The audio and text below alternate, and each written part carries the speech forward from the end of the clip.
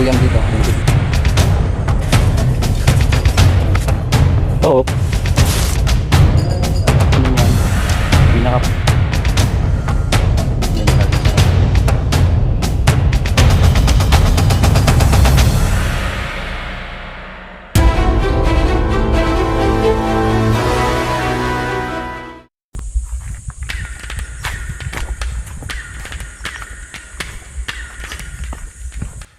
Sa isang liblib na sitio dito sa Barangay Paclolo, Magsaysay ay may isang malapalasyong kuweba.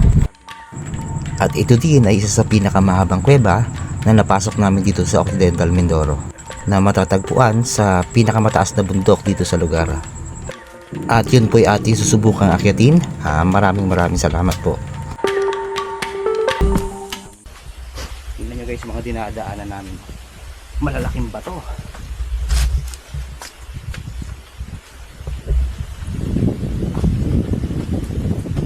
Dahan lang dahil nato yun lugar. Pero kung madulas to, may umagos na tubig, so napakahirap itong daanan kasi madulas. Tiyak, may guyam dito. Ayun, ayun pala. Grabe guys. Thank you. Sakit pang gatin. Pero yun guys, hindi binabaan namin. Grabe. Bukod sa mga ahas guys, ang ma-encounter mo rin pala dito ay yung malalaking itim na langgam na napakasakit mga agad. Siguro nasa itat sa ating oras na po kami naglalakad dito sa lugar na to.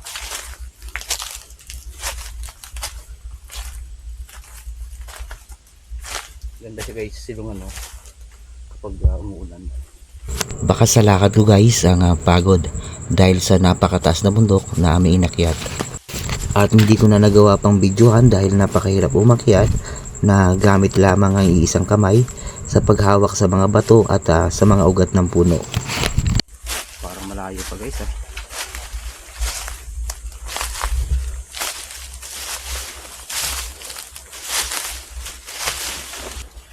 Wala ko malapit na para tayo mag-collapse. Wala eh, matigas ang ulo namin eh. Binalaan na po kasi kami dun sa baba ng pulok leader na yung aakitin daw dito ay napakataas. Bukod sa napakataas, mahirap handaan, malayo. Andito na kami guys sa lokasyon ng kuweba. Tapos ang problema, ang kuweba po kailangan namin babain ng sa pamamagitan namin daladalang lubid. So magtatay na kami guys. So guys, pababa na po tayo sa Matarik. So kailangan natin guys magdahan-dahan.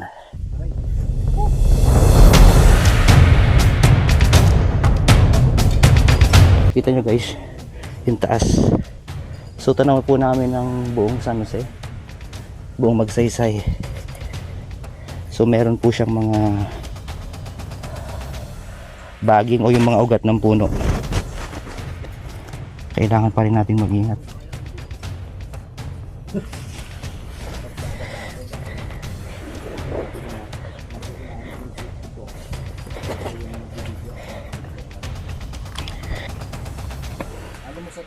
Oh boss, medyo diskumpiyado ako eh.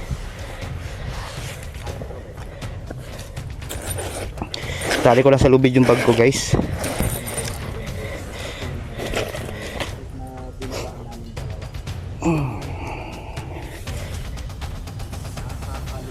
Ibababa ko yung aking bag kasi hindi ako kasya sa butas eh, naugat. Init pala nun.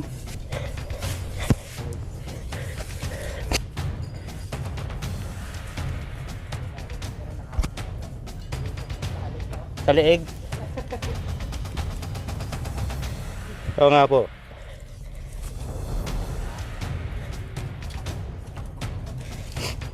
Boss, yung bag mo itali mo sa ano kasi hindi ka makakababa eh ng maayos.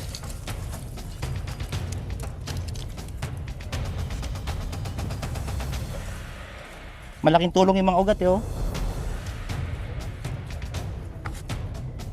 Oo. Pero hindi ganun kadali bumaba. Lalo na kung hindi ka masyadong sanay sa matataas na lugar. Okay. Tama ko, yung bag niya. Hindi niya tinali. Gusto niya kasabay niya akong pababa, yung bag niya. Si Mr. Hubadero mang yan.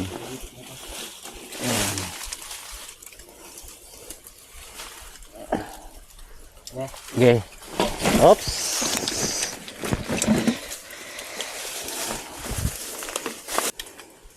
So, sabay-sabay po kami papasok sa kuweba. So wakas guys, nasa main entrance na po kami ng kuweba.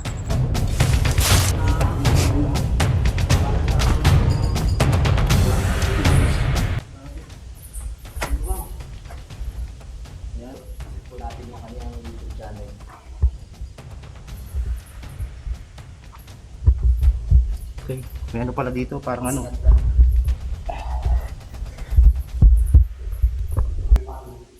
Yan guys, nakikita niyo yung mga lumilipad na yan. Yan yung mga ibon na balin sa sayaw. Mabuti po walang nagtatangkang nag-depression. Usually sa kuweba po talaga sila naninirahan.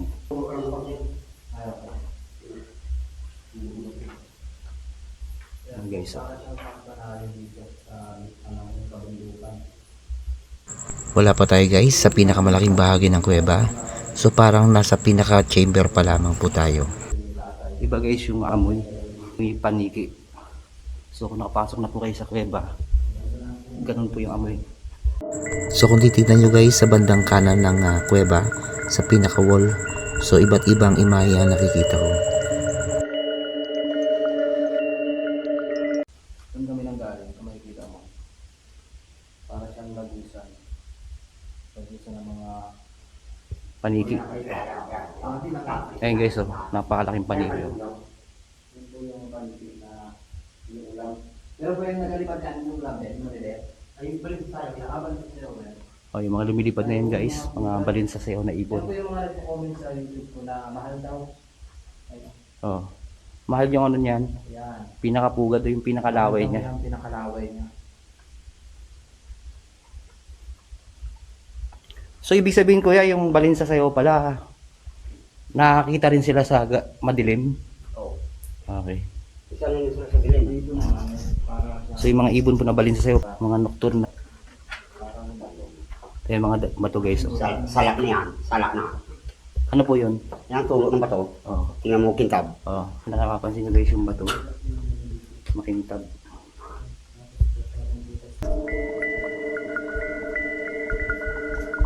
Ngayon nakapasok kayo dito tayo, higit na 10 taon bago kayo nakabalik.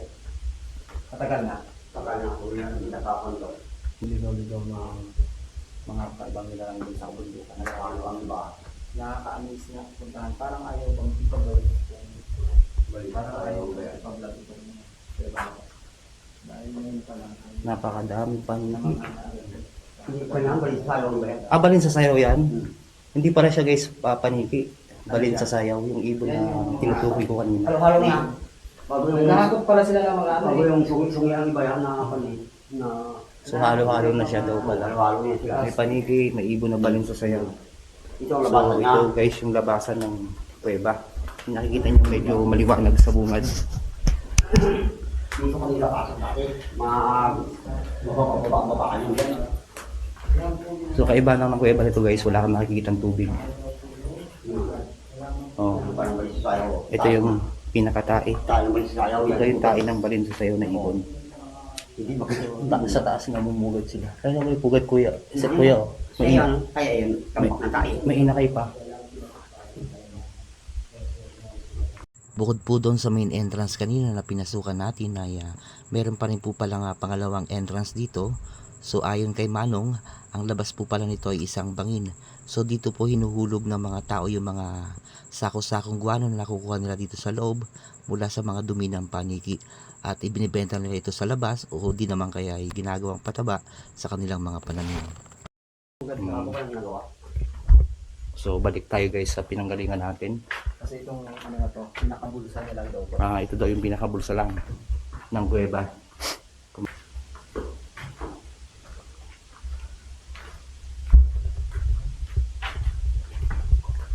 So, shoutout na pala sa lahat ng viewers ko na palaging nakasuporta ng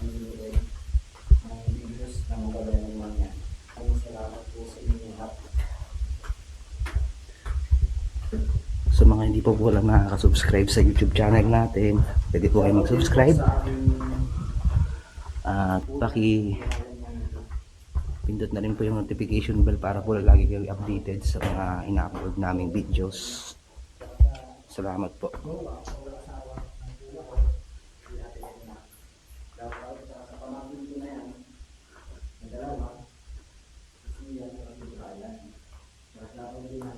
So, nasa unahan pa rin po natin si tatay, yung pinaka-tour guide po namin.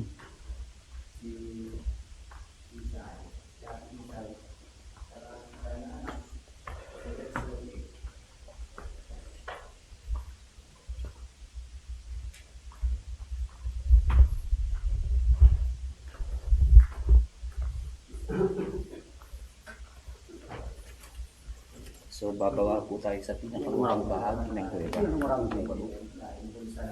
Sa butas. Kailangan po ba no? Taas lang tayo na may inakay pa eh. Yung balin sa sayaw. Pwede bang kunin niya tatalagaan? Bawal no? Joke lang. Ano nakain? Mapapansin nyo guys, yung loob ng yung pinakaloob ng kuweba mayroong ugat ng baliti mula sa itaas.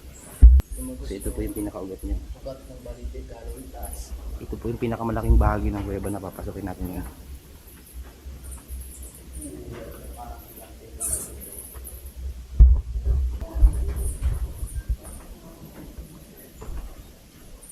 Meron pong nagluluto dito. Kuya, bakit may nagluluto dito ya? Ano po yun? So yung mga nagluluto daw po pala dito yung mga nangunguha ng mga paniki. Kapag pupunta tayo guys sa isang kuweba, so iwasan natin magsunog o magluto sa loob dahil yung usok po yung isa sa nakaka-apekto rin sa paglaki ng mga stalagmite o stalactite sa loob. Para siyang guys simbahan, alam niyo yung simbahan na sinaunang simbahan. Oh. Mayroon pang liwanag na nagmumula sa itaas. Wala naman siguro ahas dito yan, oh. Meron din. Ahas. Ay, meron. Meron din daw ahas dito, sabi ni Kuya. Kita nyo guys, oh. Para siyang kandila na itinayo na umagos. Oh.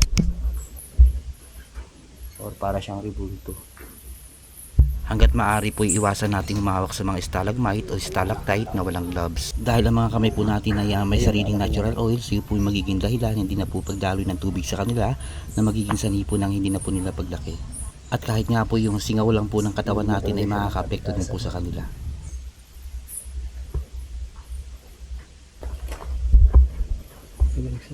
Madaming paniki guys sa taas. Kita nyo yan. Sila yung natataranta dahil nandito kami sa loob. Laki ng simbahan ko. Oh, napakalaki no? Ang simbahan talaga sa ng Campanario. Para tayo nasa loob ng simbahan. Parang masarap dito tumirabos no pag malakas ang bagyo no?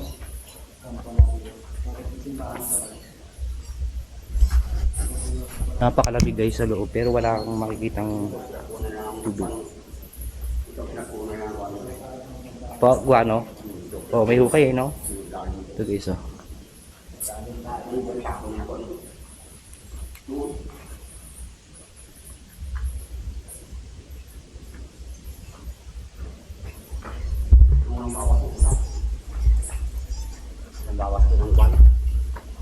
Hanggang saan to ya? May ano to, may hangganan na to. Kaya guys, yung taas niya guys oh. Parang meron pang floor dun sa taas. O may balcony. Pero hindi na siya makakit dahil napakataas na niya. Kita niyo yan sa taas.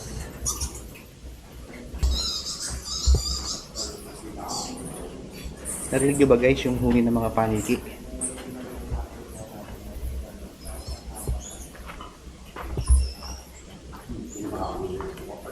O dami pala siya guys. Labasan dito may nakikita ako liwanag mula sa labas.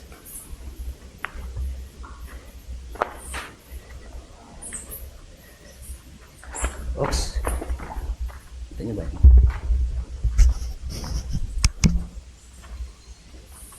So si Manong nasa unahan pa rin namin. Ang nag-guide sa amin dito sa loob.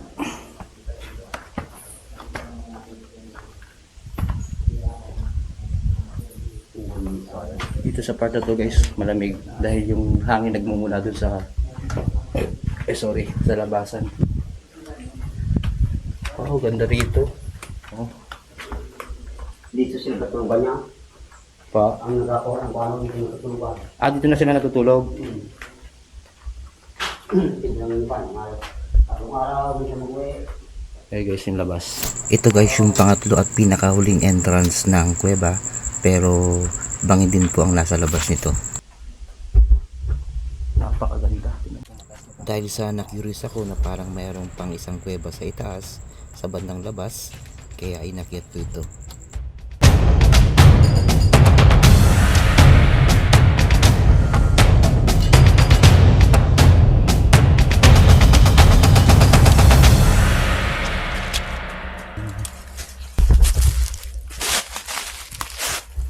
Boss, ito lang pala yun, kala ko. Panibagong kuweba to. Hindi, kahit dyan na lang siguro yung bag ko. Ha? O, dito tayo. O susunod kayo dito. Susunod kayo dito? Sige. Thank you po.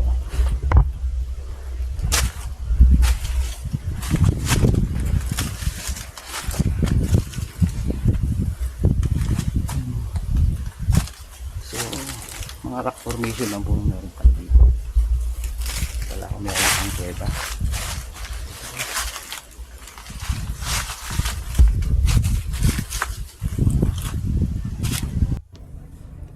Hanggang dito na lang po kami guys. Maraming salamat po pala sa pagtapos ng video.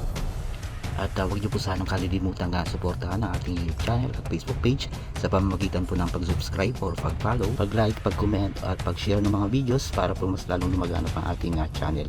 Maraming salamat po. Hanggang sa muli, ingat and God bless.